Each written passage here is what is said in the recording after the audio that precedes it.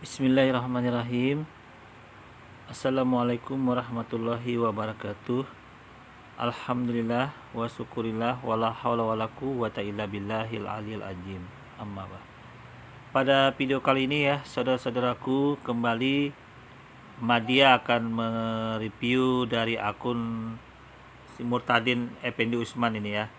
Tapi sebagaimana sebelumnya saya akan kembali mengingatkan dulu kepada Effendi Usman ini bahwa sebenarnya dia ini apakah tergolong orang yang berdusta, yang berbohong, atau ajarannya yang berdusta, berbohong itu gitu loh ya. Karena dalam posisi ini orang tidak sesuai omongan dia dengan fakta yang terjadi di lapangan yang dalam video-videonya gitu loh. Dia mengatakan jangan mengutak-ngatik lagi Al-Quran, Al-Hadis. Tapi di satu sisi setiap video kembali dia mengotak-ngatik Al-Quran.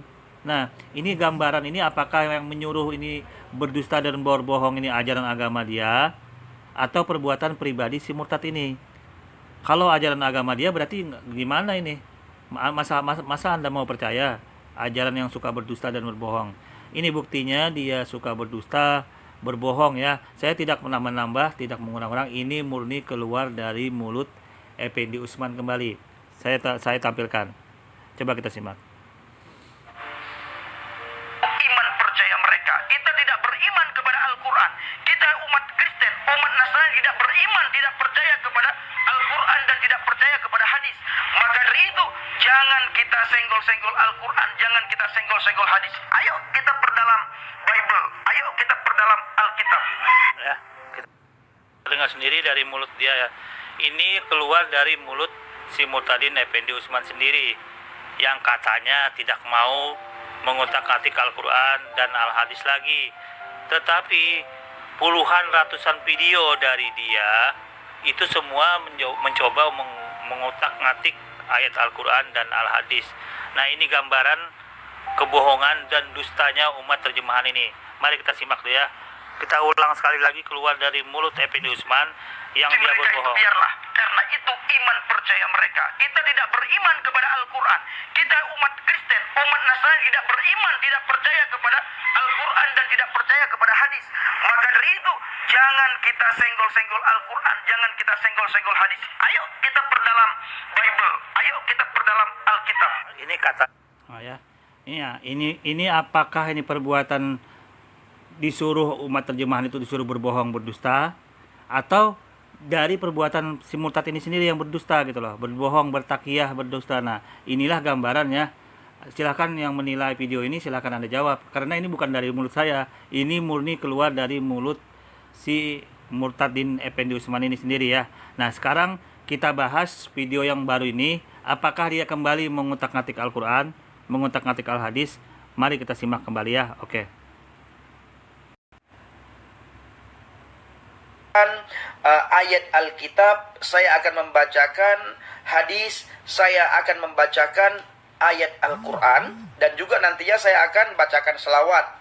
Nah, Bapak Ibu nanti akan mentafsirkan sendiri. Saya mohon, silahkan komen yang baik, komen yang benar, jangan menghina dan jangan menjelekkan serta menjatuhkan. Komenlah yang positif. Nah, tunjukkan bahwa kita ini orang yang beragama. Tidak boleh menjelekkan satu dengan yang lain. Nah, yang pertama Bapak Ibu, Oke, saya akan jawab dulu ya. Kita tidak mengoreksi yang menjelek-jelekan, menuduh, merendahkan, tapi ini memang perbuatan Anda sendiri, Effendi Usman, yang merendahkan diri Anda sendiri. Karena perbuatan Anda mengatakan bahwa Anda katanya tidak mau lagi mengutak-ngatik Al-Quran dan Al-Hadis, tapi Anda sendiri yang melanggar itu. Anda sendiri yang menentang itu. Berarti omongan Anda itu tidak sesuai dengan perbuatan Anda sekarang ini gitu loh. Ini berarti perbuatan tidak sesuai dengan ucapan, berarti itu namanya berbohong. Nah, ini yang Anda lakukan sekarang ini. Yang kami pertanyakan selaku kaum muslim, apakah Anda berbohong, berdusta ini Effendi Usman, itu ajaran agama Anda yang menyuruh atau murni dari perbuatan kesalahan pribadi Anda sendiri? Karena Anda ini aneh sendiri gitu loh. Anda sendiri yang berbuat, tapi Anda sendiri seolah-olah membawa-bawa nama agama gitu loh. Ya, kita lanjut dulu kembali omongannya. akan membacakan surat Al-Quran dalam surat Ahqaf ayat 9. Bunyinya begini Bapak Ibu. Kul ma kuntu bina'am mir rusulin wa ma adri ma yuf'alu bi wala bikum in attabi'u illa ma yuha ilayya wa ma ana illa nadhirum mubin. Artinya, katakanlah, aku bukanlah rasul yang pertama di antara rasul-rasul, dan aku tidak mengetahui apa yang akan diperbuat terhadapku dan tidak pula terhadapmu. Aku tidak lain hanyalah mengikuti apa yang diwahyukan kepadaku, dan aku tidak lain hanyalah seorang pemberi peringatan yang menjelaskan. Oke. Nah, di sini saya jawab dulu ya. Walaupun memang banyak sekali yang Anda sebut tadi salah.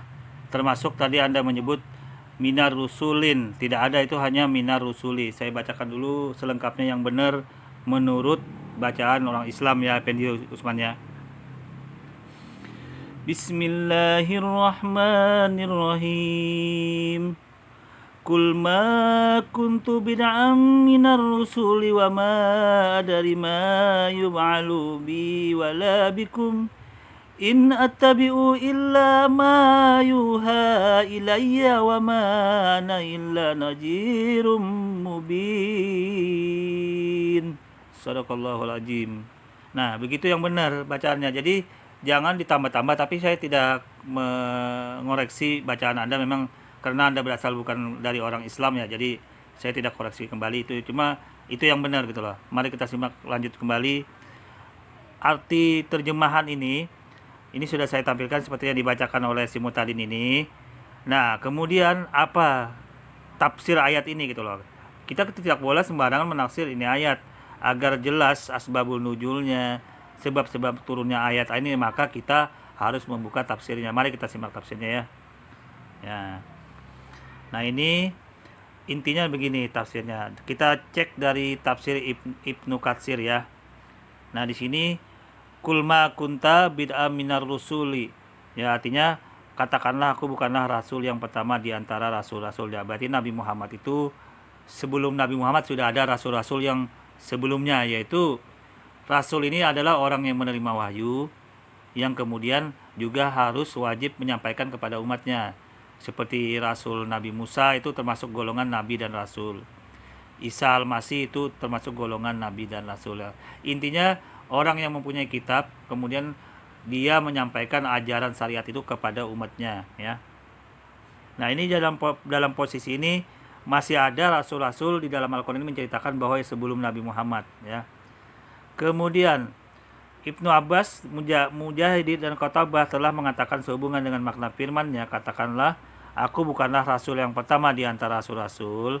Artinya aku ini bukanlah rasul Allah yang pertama. Ya, jadi dalam posisi ini sebenarnya Nabi Muhammad itu yang keberapa gitu loh. Yang kesekian kalinya yang setelah ada rasul-rasul sebelumnya datang. Nah, kemudian ini yang penting. Ini sebenarnya penekanan dari si Murtadin odong-odong ini yang maknanya wa ma adari ma yub'alu bi wala bikum. Nah, dan aku tidak mengetahui apa yang akan diperbuat terhadapku dan tidak pula terhadapmu. Al-Ahqaf ya ayat 9. Nah, dalam hal ini ya benar, Nabi dan Rasul itu tidak mengetahui semua, karena Nabi dan Rasul itu hanya manusia, makhluk manusia yang dipilih Allah untuk menyampaikan risalah. Tidak semua mengetahui. Contohnya rasul-rasul sebelumnya ya. Contohnya rasul-rasul sebelumnya itu Nabi Musa. Pada saat Nabi Musa itu beliau sampai dengan pengikutnya tuh dikejar-kejar ke lautan, itu kan sampai terkepung di tengah lautan, di pinggir lautan, di belakang lautan, di depan musuh. Seandainya Nabi Musa mengetahui situasi kondisi seperti itu, maka mungkin beliau nggak mau melewati jalan itu. Nah, buktinya Nabi Musa nggak mengetahui. Apakah itu mengurangi kualitas Nabi Musa Sallallahu Alaihi Wasallam sebagai Nabi dan Rasul? Ya tidak. Ya, tentunya tidak mengurangi. Contoh yang kedua, pada saat itu Nabi Isa Al-Masih itu dia mau disalib oleh orang-orang Romawi ya, kerajaan Romawi yang ingin menyalib dia. Nah, pada saat itu apakah Nabi Isa alaihissalam tersebut mengetahui dia ingin mau disalib? Ya kalau dia tahu tentunya dia sudah sembunyi, melarikan diri atau bagaimana, sampai Yudas yang memberitahu persembunyiannya. Nah, itu artinya kan Nabi Isa pun tidak mengetahui dia bakal mau disalib pada saat itu. Ini menandakan kualitas dia sebagai, apakah mengurangi kualitas dia sebagai nabi dan rasul? Tentu tidak. Di dalam Injil pun yang mengetahui hari kiamat itu bukan Yesus, tetapi Tuhan Bapa yang ada di surga. Nah, itu artinya menandakan bahwa Nabi Isa itu bukan Tuhan. Nabi Isa itu hanya sebagai nabi dan rasul, sama derajatnya seperti nabi-nabi yang lain. Nabi Solomon, Nabi Abraham, Nabi Daud, Nabi Muhammad SAW. Nah, jadi dalam posisi seperti itu. Ini penekanan ayatnya gitu loh. Penekanan ayatnya ini. Nah, sekarang mari kita simak. Kita tidak bisa berbicara seperti semau kita. Kita harus berdasarkan tafsirnya. Nah, sekarang menurut Ali ibnu Abu Talhah telah diriwayatkan dari Abu Abbas sehubungan ayat ini bahwa ayat ini diturunkan sebelum firman-Nya. Nah, sebelum ini ya. Liyaghfira lakallahu ma taqaddama min dzunbika wa ma ta'akhkhar. Supaya Allah memberi ampunan kepadamu terhadap dosamu yang telah lalu dan yang akan datang. Nah ya. Kemudian mari kita bahas ini ayatnya. Hal yang sama telah dikatakan oleh Ikrimah Al-Hasan Al-Qatadah bahwa ayat surah Al-Kahf ini dimansuhkan oleh firman-Nya. Mansuh ini artinya dijelaskan kembali ayat yang berikutnya ya, supaya Allah memberi ampunan terhadapmu kepada dosamu yang telah lalu dan yang akan datang. Ini korelasinya dengan surah Al-Fat ya, ayat 2. Nah, jadi mari kita bahas. Mereka mengatakan bahwa ketika ayat surah Al-Fat diturunkan seorang dari kalangan kaum muslim, berkatalah, wahai Rasulullah, ini merupakan penjelasan dari Allah tentang apa yang telah dia lakukan terhadapmu, lalu apa yang akan dia lakukan terhadap kami, maka Allah menurunkan firman-Nya supaya dia memasukkan orang-orang yang mukmin laki-laki dan perempuan ke dalam surga yang mengalir di bawahnya sungai-sungai. Mereka kekal di dalamnya. Di dalam surah Al-Fat ayat 48 ya. Demikianlah menurut riwayat ini, tetapi yang telah ditetapkan dalam kitab Sahih menyebutkan bahwa orang-orang mukmin mengatakan selamat untukmu wahai Rasulullah. Lalu apakah yang untuk kami? Maka Allah menurunkan surah Al-Fat ini ayat 5 ya. Kemudian nah ini kita bahasnya, ini sering digoreng-goreng nih sama orang-orang kafir semaunya tafsirnya. Nah, kemudian apa korelasinya dengan surah Al-Ahqaf ayat 9 ini? Bagaimana? Ad dan Haq mengatakan sehubungan dengan makna firman-Nya, dan aku tidak mengetahui apa yang akan diperbuat terhadapku dan tidak pula terhadapmu. Yakni aku tidak mengetahui apakah yang diperintahkan kepadaku dan apakah yang dilarang kepadaku sesudah ini. Ya. Abu Bakar Al-Hujaili telah meriwayatkan dari Hasan Al-Basri sehubungan dengan makna firman-Nya, dan aku tidak mengetahui apa yang diperbuat terhadapku dan tidak pula terhadapmu. Surah Al-Ahqaf ayat 9 ini. Adapun di akhirat, maka pendapat pemaafan dari Allah dan telah diketahui bahwa hal ini berarti dimasukkan ke dalam surga. Tetapi Nabi mengatakan bahwa ia tidak mengetahui apa yang akan dilakukan terhadap dirinya dan tidak pula terhadap diri mereka di dunia ini. Apakah beliau akan diusir sebagaimana para nabi-nabi sebelumnya yang diusir dari negaranya? Atau apakah beliau akan dibunuh sebagaimana para nabi-nabi terdahulu yang dibunuh? Nabi bersabda, aku tidak mengetahui apa yang kalian akan dibenamkan ke dalam bumi atau dilempar bebatuan dari langit. Nah, jadi berdasarkan ini, mari kita gali tafsirnya ini. Pendapat inilah yang dijadikan pegangan oleh Ibnu Jarir, dan bahwa tiada takwil lain selain ini. Dan memang tidak diragukan lagi, pendapat inilah yang sesuai dengan takwil ayat. Karena sesungguhnya mengenai nasib di akhirat ya, sudah dapat dipastikan tempat kembali beliau ya adalah surga ya. Kalau tempat Nabi Muhammad itu pasti di surga. Begitu pula orang-orang yang mengikutinya. Adapun apa yang dilakukan terhadap dirinya Nabi SAW di dunia ini, maka beliau tidak mengetahui apakah akibat dari urusannya dan urusan orang-orang musyrik Quraisy. Nah, dari dalam posisi ini harus dibedakan. Ayat ini menjelaskan tentang kehidupan di dunia ini dan tidak bersinggungan untuk kehidupan di akhirat. Karena jaminan kehidupan di akhirat itu sudah dipastikan Nabi Muhammad dan pengikutnya mengikuti jalur yaitu masuk ke dalam surga. Itu sudah diinformasikan Allah. Jadi bagaimana korelasi ayat ini? Berarti ayat ini hanya menjelaskan tentang kehidupan di dunia ini gitu loh, ya. Bagaimanakah kesudahannya nanti?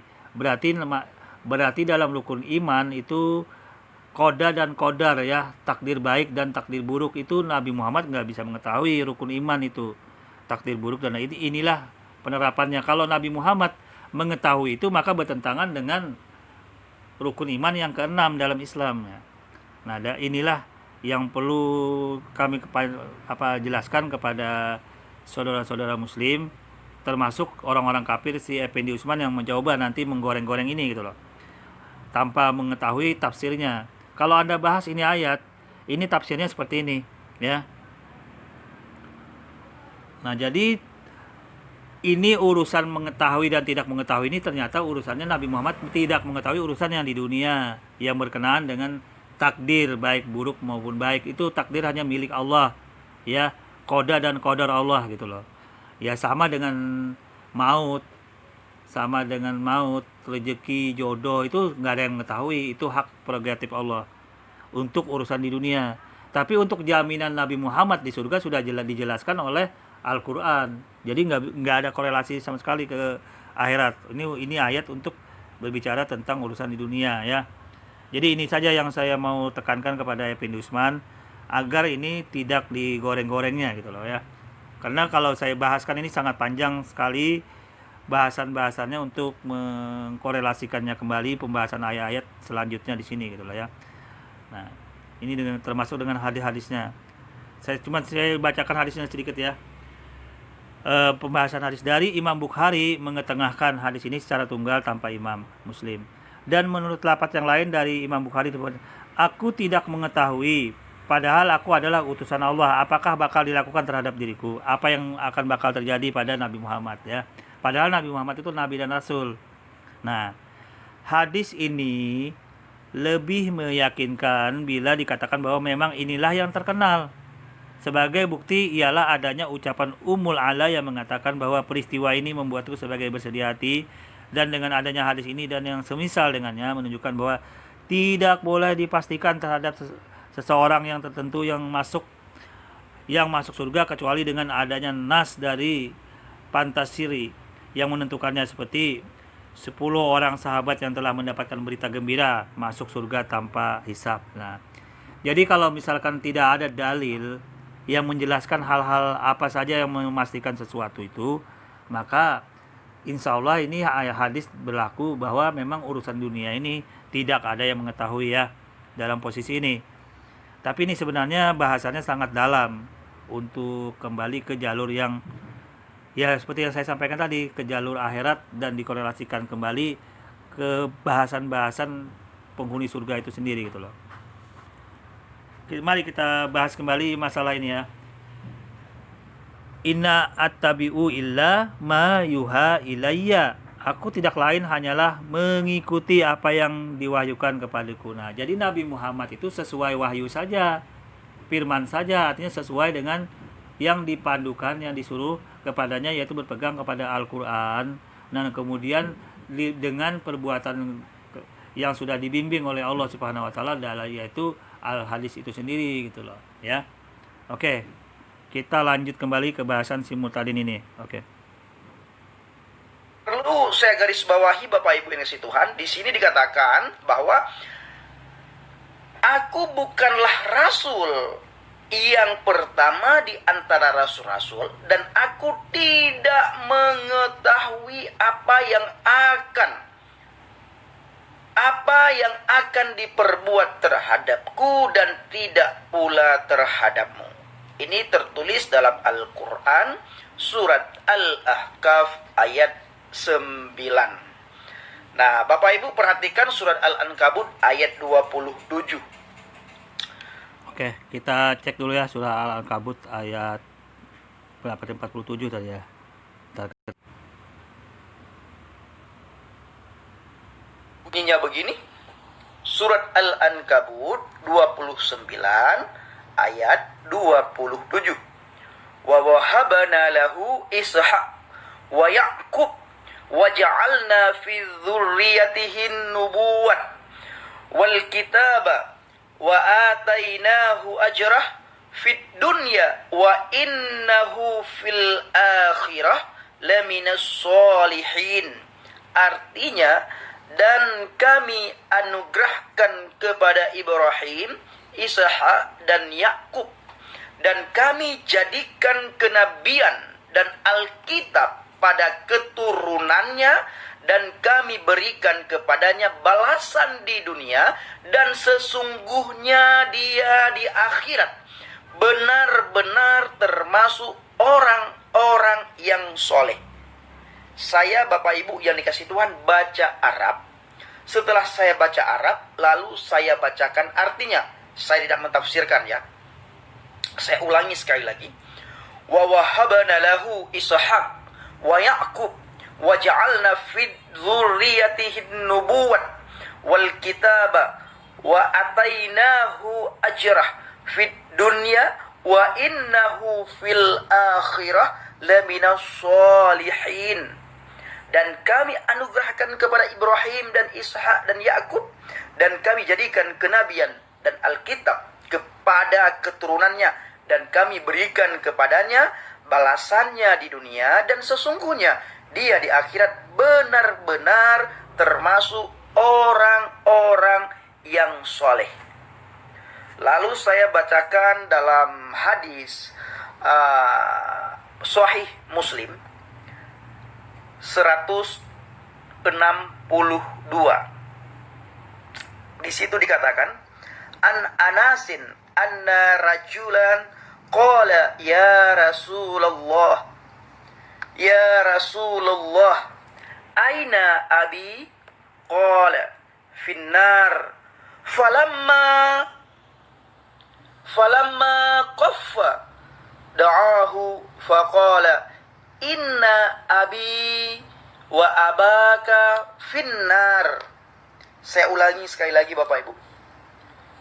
Sahih Muslim nomor 162. An Anasin anna rajulan qala ya Rasulullah aina abi? Qala finnar. Falamma qaffa da'ahu faqala inna abi wa abaka finnar. Dari Anas radhiyallahu anhu katanya, seorang laki-laki bertanya kepada Rasulullah, ya Rasulullah, di mana tempat bapakku? Jawab Nabi SAW, di neraka. Ketika orang itu berlalu, Nabi SAW memanggilnya kembali seraya bersabda, Inna abi wa abaka finnar. Sesungguhnya bapakku dan bapakmu di neraka. Ini kata hadis, bukan kata saya. Lalu kita melihat di dalam selawat Bapak Ibu yang sering saya bacakan waktu saya masih berada di dalam agama Islam. Allahumma sholli ala Muhammad wa ala ali Muhammad. Artinya, ya Allah, berikanlah rahmatmu kepada junjungan kami Nabi Muhammad dan keluarga Nabi Muhammad. Wa ala ashabihi sayyidina Muhammad. Dan ya Allah, berikanlah rahmatmu kepada seluruh sahabat-sahabat Nabi Muhammad. Sebagaimana saya janjikan tadi, saya juga akan membacakan firman Tuhan. Akan membacakan kitab Injil Yohanes 10 ayat 28.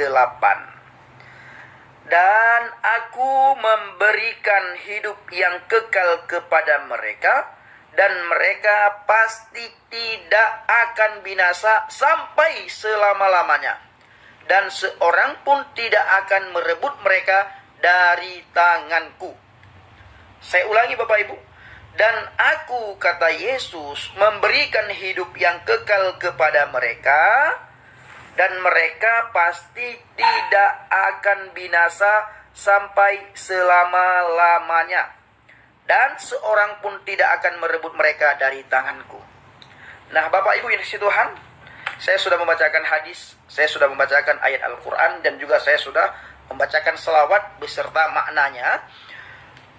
Biarlah saudara yang menafsirkan sendiri, terutama sekali saudara-saudara kita yang sering muncul di channel Injil Kabar Baik Habaket. Mereka tafsirkan sendiri, tugas saya hanya membaca, lalu saya baca arti sesuai dengan apa yang saya baca. Oke. Kita tanggapin dulu ya. Begini ya, Effendi Usman ya. Anda silahkan membaca Al-Quran ya. Silahkan membaca terjemahannya. Akan tetapi apabila Anda ingin menjelaskan pemahaman ayat tersebut, ya, menjelaskan pemahaman terjemahan Al-Quran tersebut, maka Anda harus membuka tafsirnya yang sudah standar, yang sudah dibukukan menurut kitab suci Al-Quran itu sendiri. Yaitu salah satunya yang saya tampilkan di sini. Anda harus buka tafsir Ibnu Katsir, salah satunya. Juga bisa Anda buka tafsir Depak, salah satunya buka juga. Silakan Anda buka tafsir Quraisy Shihab, itu Anda silakan buka. Jadi banyak tafsir-tafsir. Jadi tidak boleh Anda menafsirkan semaunya sendiri. Setelah Anda membaca terjemahan, Anda tafsirkan. Nah, itu yang salah. Nah, kembali kita ke persoalan surah Al-Ankabut ayat 27 ini. Apa yang ingin digambarkan di sini adalah, di sini Allah Subhanahu wa taala menggambarkan bahwa ajaran Islam itu mengikuti ajaran-ajaran sebelumnya dahulu gitu loh. Sejak zaman Abraham itu, yang dimulai startnya dari Abraham, cikal bakal nenek moyangnya itu Abraham. Yang kemudian di situ terpecahlah jalurnya, ada 2 jalur bagian, yaitu bagian dari Ishak kemudian ke Yakub yang menurunkan dari bangsa Israel. Yang kemudian itu diteruskan oleh namanya Isa Al-Masih atau Yesus Kristus. Nah, ini jalurnya. Ya, yang perlu saya tekankan sebenarnya jalur ini sebenarnya netral aja, maksudnya satu jalur, konsep ketuhanannya bertauhid gitu loh. Konsep ketuhanannya bertauhid. Ajaran dari Abraham ke Nabi Musa, yaitu jalur-jalur Nabi Ishak, Yakub, nah baru ke Musa, baru ke Nabi Isa atau Yesus. Nah, itu satu jalur. Diteruskan. Nah, yang permasalahannya kan kemudian ujuk-ujuk setelah abad ke-1 muncul aliran dari yang dibawa oleh Paulus yang ujuk-ujuk menjadikan Tuhan Nabi Isa itu. Nah, itu yang kemudian diluruskan oleh ajaran Islam. Kalau jalur Islam di mana? Jalur Islam yaitu melalui jalur Abraham juga, tapi dari anaknya yang pertama, yaitu Ismail. Nah, Ismail ini dengan ibunya itu menjadikan wilayah Timur Tengah itu basis kehidupan. Nah, makanya keturunannya itu jalurnya Nabi Muhammad itu Bani Hasyim, ya. Jadi sini sebenarnya tidak ada masalah. Yang jadi masalah setelah kematian atau wafatnya Isa Al-Masih itu gitu loh. Atau ya itu yang jadi masalah setelah wafatnya Isa Al-Masih. Setelah beberapa tahun muncul aliran yang mengatakan Nabi Isa itu Tuhan gitu loh. Itu saja yang berbeda sendiri gitu loh. Yang menjadikan Islam sama ajaran agama Anda ini murtadin yang berbeda. Kalau Islam mengakuin ajaran Nabi Abraham itu benar, tauhid. Nabi Musa tauhid, orang Yahudi bertauhid. Itu dibuktikan, buktinya mereka tidak mengerti, tidak mau menerima kan. Ajaran Kristen mereka nggak mau terima. Ajaran kitab suci Perjanjian Baru mereka nggak terima. Coba Anda cek statistik berapa sih persen yang ajaran Kristen bisa diterima di Yahudi? Paling besar 5%. Masih mending Islam di sana, lebih dari 10%. Nah, jadi dalam hal ini menunjukkan bahwa ajaran Kristen ini ternyata ditolak juga di dalam ajaran kepercayaan bangsa Yahudi. Ya, ternyata orang Yahudi itu Tuhannya sama dengan Tuhannya Islam, hanya saja namanya yang berbeda. Mereka menyebutnya Elohim, Adonai, Yahweh, Nah, seperti itulah contohnya. Tetapi dalam Islam itu nama-nama Allah juga sangat banyak. Bukan Allah Subhanahu wa taala, 99 nama Allah dalam hal ini. Jadi dalam posisi ini, tetapi intinya orangnya sama, subjeknya sama, pelakunya sama, bahwa Tuhan pencipta itu satu gitu loh. Nah, yang muncul permasalahan adalah tiba-tiba ujuk-ujuk di abad ke-1 muncul orang yang bernama Paulus yang merubah, membatalkan ajaran Taurat, yang kemudian menyatakan juga Trinitas, bahwa Tuhan itu dengan berkepribadian ini yang di dalam Islam itu yang tidak sesuai, dalam Al-Quran terbantahkan. Jadi orang Yahudi Tuhannya sama, hanya saja hanya saja ini ada pengecualiannya. Tuhannya sama, tetapi mereka tidak menerima syariat yang dibawa, tidak menerima Nabi Muhammad SAW. Itu saja orang Yahudi yang membedakannya. Karena dia tidak menerima dari Nabi Muhammad ini, maka dia tergolong orang yang sesat. Orang Yahudi itu yang saat ini. Kalau orang Yahudi yang dulu pada masa hidup Nabi Musa, mereka benar. Ya. Nah, berbeda dengan ajaran Yesus atau Nabi Isa. Bahkan orang Yahudi tidak menerima konsep ketuhanan dari ajaran Kristen. Bahkan nabinya pun, Nabi Isa itu disalib oleh orang-orang Yahudi, tentara Romawi kan. Nah, jauh berbeda. Bahkan orang Yahudi mengatakan apa itu terhadap Yesus Kristus? Justru Islamlah yang membela Nabi Isa itu, Yesus itu, bahwa Nabi Isa dan Yesus itu adalah seorang nabi dan rasul yang membawa ajaran Taurat, ajaran Injil. Jadi dalam hal ini sebenarnya Islam ini sangat mendukung sebenarnya bahwa Isa Al-Masih itu sebenarnya hanya seorang nabi dan rasul yang meneruskan ajaran kitab Taurat itu sendiri gitu loh. Sesuai dengan Matius 5 ayat 17 sampai 19. Kita lanjut dulu ya. Ingat, dalam hal ini saya tidak mentafsirkan. Saya cuma baca. Nanti saudara kita dari seberang yang muncul di channel Injil Kabar Baik Habaget, silahkan tafsirkan dan komenlah dengan sopan.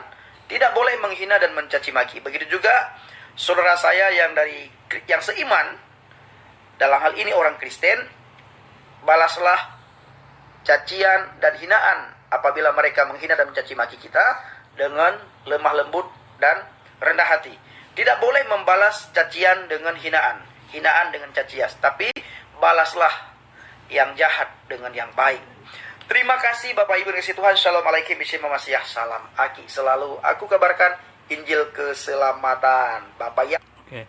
Nah, ini tadi ya kita bahas dari Murtadin Effendi Usman. Cuman yang saya garis bawahi ya, sebenarnya ini orang, kalau saya nilai ya, hati sanubarinya itu meringis, merintih, dia menangis, menjerit hatinya gitu loh. Karena dia tahu kebenaran sebenarnya. Dia tahu Tuhan itu sebenarnya nggak boleh disekutukan. Dia langgar itu. Dia tahu sebenarnya Tuhan Allah Subhanahu wa taala itu nggak bisa disirikan, itu dosa yang sangat besar. Balasannya dia tahu, tapi dia sudah terlanjur. Hatinya dia gimana lagi, sudah hatinya sangat buntu, kaku. Jadi ya begini sudah akhirnya. Dia tahu kebenaran sebenarnya orang gitu loh. Tahu dia benar. Apa yang disebut orang syirik, orang musyrik, dia tahu. Apa ilmu tauhid, bahwa Tuhan itu nggak bisa disama-samakan dengan makhluk.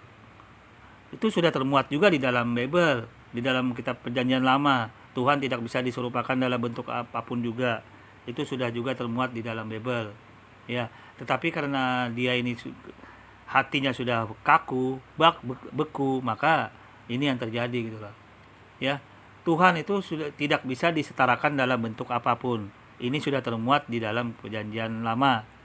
Kemudian ujuk-ujuk di Perjanjian Baru Tuhan itu bisa berubah jadi manusia. Berarti kan ada dua pertentangan nih, dalil nih. Ada yang mengatakan Tuhan itu tidak bisa dilihat, diserupakan. Ada yang menjelaskan bahwa Tuhan itu ujuk-ujuk menjelma menjadi manusia, turun ke bumi. Itu dalam kitab Perjanjian Baru. Mana yang benar ini? Nah, inilah yang membuat orang itu banyak sebenarnya mendapatkan hidayah setelah mengetahui ini gitu loh ya. Oke, ini saja bahasan saya. Kurang lebihnya saya mohon maaf. Wassalamualaikum warahmatullahi wabarakatuh.